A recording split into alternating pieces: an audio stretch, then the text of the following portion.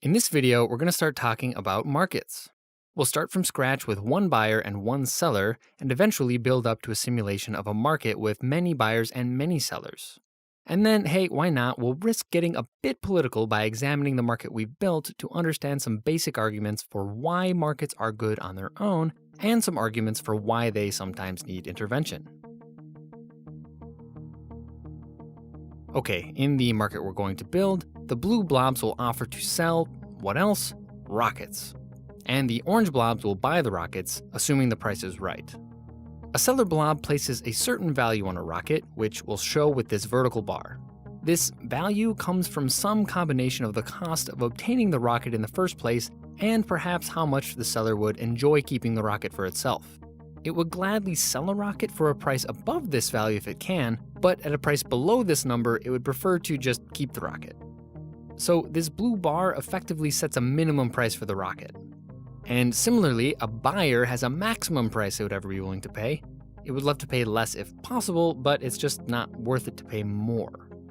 So if this buyer and seller get together, they could end up making a transaction for any price between this maximum and minimum, and they'd both be pretty happy about it.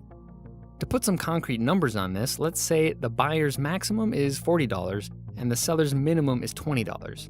And then let's say they end up transacting in the middle at $30.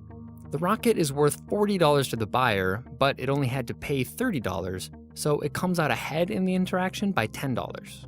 And the seller would have sold for as little as $20, but it got $30, 10 more than it needed.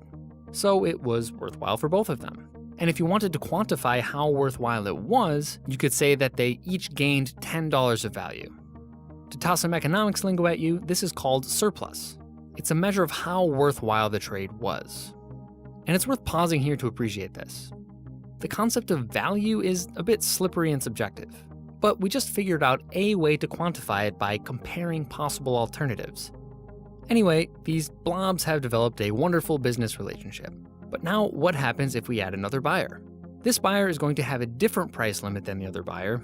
Let's just say it's a little bit lower. So this second orange blob likes rockets, but a little bit less than that first one did. Or maybe it has a bit less money, or maybe it has other things it would like to spend its money on. Whatever the reasons deep in its heart, it's willing to pay just a little bit less than the other buyer. And we're actually going to simulate this situation to see what happens, so let's go over the simulation rules. Each day, the sellers will set up shop, offering a rocket for a certain price. And then in a randomly determined order, the buyers will approach the sellers and buy the rockets if they're satisfied with the price. The buyers and sellers have their absolute limits, but each day they'll have some different price in mind that they expect to get. Right, just like real people, they want to get a good deal. So for example, our original buyer is theoretically willing to pay up to $40, but it's gotten used to the price of $30, so if the seller suddenly demanded $35, the buyer wouldn't accept that price, at least not right away. The day continues until every rocket has been sold, or until all the remaining buyers have refused to buy from all the remaining sellers. Though at the end of the day, they are willing to accept a slightly worse price if they have to, but only slightly. And then after the day ends, the blobs take some time to reflect and adjust their expected prices for the next day. They get more aggressive with their prices if they made a transaction, and they get a little bit less aggressive if they didn't. So essentially, just like real people, the blobs are trying to get the best price they can, adjusting their expectations as they go. So now that we have all the rules for the simulation, let's start by seeing what happens with just our original buyer and seller. And we'll keep track of the price limits, expected prices, and the surplus each day over here. Okay, so with just these two, nothing really happens. They keep trying to get a better price, but since there's just the two of them, neither of them has an advantage, and they keep setting the same price over and over again. But now, what if we add that second buyer with the lower maximum price? What do you expect to happen? The price of rockets ends up creeping upward. Every single day, at least one of the buyers doesn't get to take home a rocket, so that buyer ends up raising the price it's willing to pay, but the seller is almost always able to make a deal with one of the buyers, so they also end up raising their expected price. This continues until the price is at or above one of the buyer's absolute limits, and after that it's basically back to the one-on-one situation. The fact that the two buyers are competing for the one rocket results in them paying more. And an important thing to notice here is that most of the surplus generated with each transaction ends up going to the seller, When the buyers compete, it's good for the sellers. Alright, so what if we have a new situation where we add 2 more sellers, so now we have 3 total. And just like with the buyers, the sellers vary in how much they fundamentally value the rockets. One of these 2 new sellers will have a higher price limit than the original seller. Maybe it's just not as efficient at making or obtaining the rockets. And the other seller will be the opposite, with a lower price limit. So now that there's 3 sellers and 2 buyers, what do you think will happen here?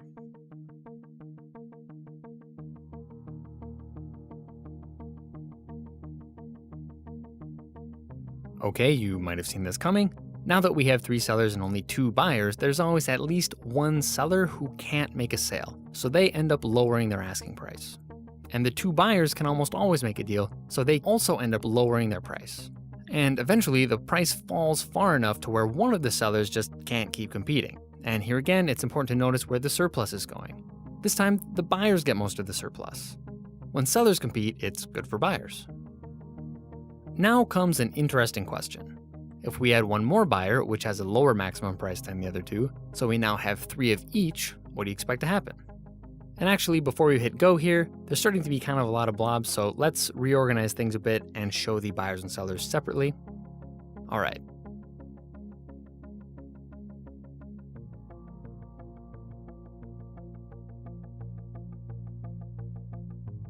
So the interesting thing here is that even though there are 3 sellers and 3 buyers, we end up in a situation where only 2 rockets are sold each day.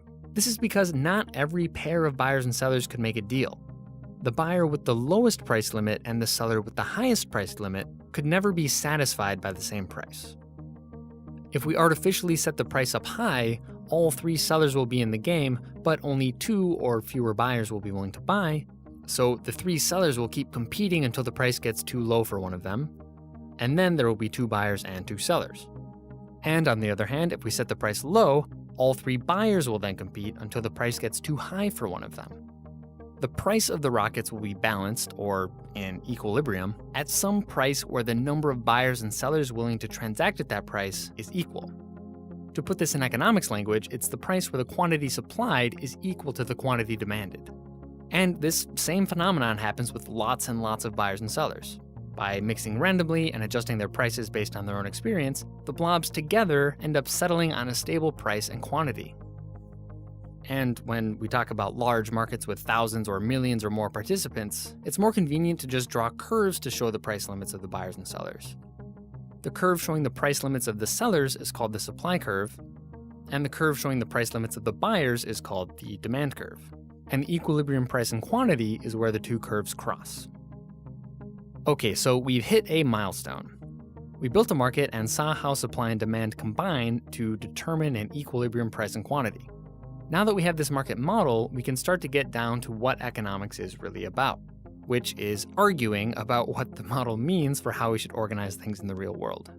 This is an everlasting discussion, and the specifics are different depending on which market or industry in the real world you're talking about, so I'm not about to try to make any sweeping conclusions here. But it is worth outlining the broad strokes arguments at play, so we don't have to start from scratch every time we want to argue about economics. Okay, so what's good about this market model we made?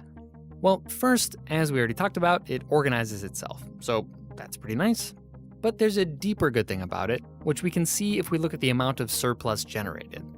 Since it might be a newish term, it's worth saying again that the surplus is a measure of how worthwhile the transactions are.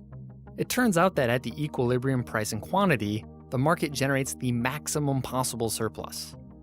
This won't be a mathematically rigorous proof, but a way I intuitively make sense of this is by noticing that if the next buyer and the next seller made a transaction, the surplus in that case would actually be negative. At that point, the buyer just isn't willing to pay what the seller needs. And the flip side of this is another good thing. The buyers and sellers that don't end up participating in the rocket market can go spend their time and money on something else, since their participation in this particular market is actually counterproductive. So bringing these arguments together, we have a system that results in the maximum possible surplus and determines the right number of participants. This is what people mean when they say markets are efficient. And this efficiency makes it all the more amazing and valuable that it happens automatically. And just to throw one more term at you, you might hear people refer to the invisible hand of the market. When people say invisible hand, they're just referring to the fact that everything happens automatically.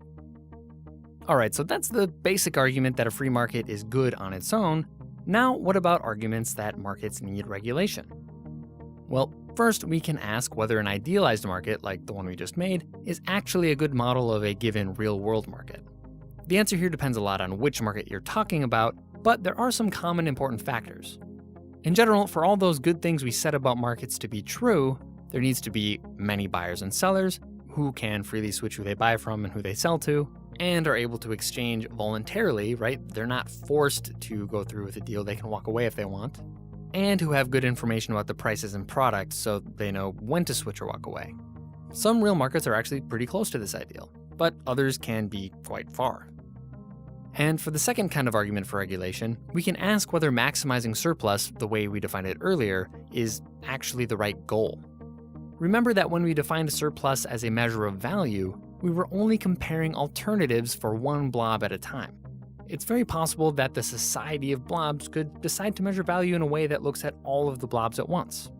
Again, the exact arguments will depend on the market in question, but for example, in markets like food, labor, and healthcare, a government might take some action to allow more buyers and/or sellers to participate and get some individual surplus for themselves, even if that means less total surplus in the whole system.